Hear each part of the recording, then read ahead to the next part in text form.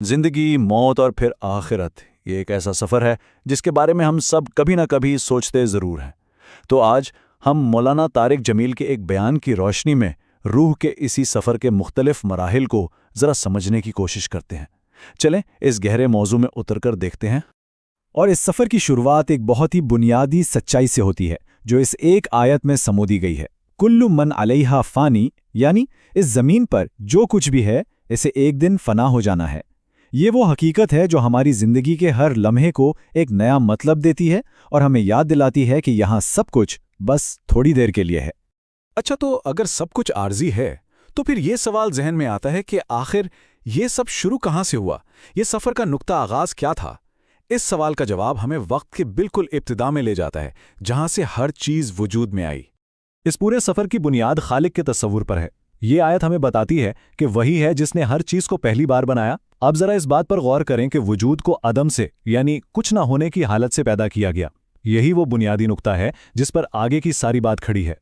اور یہی خیال دراصل دوبارہ زندہ کیے جانے کی سب سے بڑی دلیل بنتا ہے۔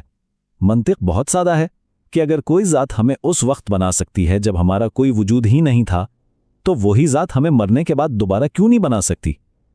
مطلب یہ پہلی تخلیق ہی دوسری تخلیق کا ثبوت ہے۔ تو ٹھیک ہے، تخلیق کے بعد ہمارا سفر اس دنیا میں شروع ہوتا ہے، لیکن سوال یہ ہے کہ یہ دنیا ہے کیسی؟ بیان کے مطابق یہ صرف ایک عارضی پڑاؤ ہے، ایک ایسا تجربہ جو اپنی فطرت میں ہی ناپائیدار ہے، گزر جانے والا ہے۔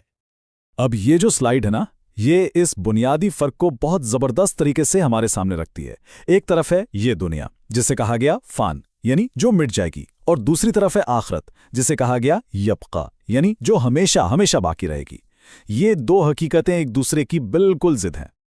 اور پھر ہمیں اسی پہلی آیت کا دوسرا حصہ یاد دلایا جاتا ہے کہ جہاں ہر چیز فنا ہو رہی ہے، وہیں ایک ذات ہمیشہ باقی رہنے والی ہے، اور تیرے رب کی ذات باقی رہے گی جو عظمت اور اکرام والی ہے۔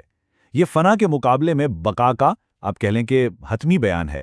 تو پھر یہاں ایک بہت اہم سوال اٹھتا ہے، اگر یہ سب کچھ عارضی ہے تو پھر آگے کیا ہے؟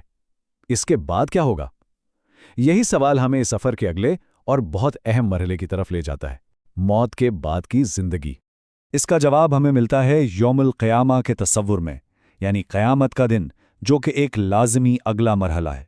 وہ دن جب سب کو ایک بار پھر سے زندہ کیا جائے گا۔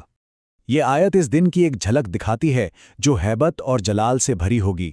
ذرا اس منظر کو ذہن میں لانے کی کوشش کریں، اور تیرا رب جلوہ فرما ہوگا اور فرشتے سب در صف کھڑے ہوں گے۔ یہ کوئی معمولی دن نہیں ہوگا، یہ حتمی حساب اور فیصلے کا دن ہے۔ یہ وہ لمحہ ہوگا جب کوئی ابہام، کوئی شک باقی نہیں رہے گا۔ ہر چیز بالکل صاف ہو جائے گی۔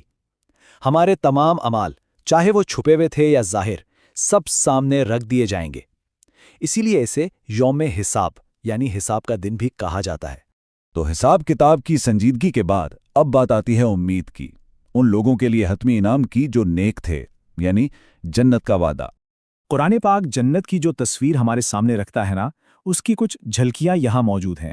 وہاں ایک خوشگوار زندگی ہوگی، ایک بلند باغ میں جہاں پھلوں کے گچھے اتنے نیچے جھک رہے ہوں گے کہ انہیں آسانی سے توڑا جا سکے، اور یہ سب کچھ ان اعمال کا بدلہ ہوگا جو دنیا میں کیے گئے تھے۔ اور یہ رہی وہ مکمل آیت جو اس پورے سفر کا ایک خوبصورت ترین انجام بیان کرتی ہے۔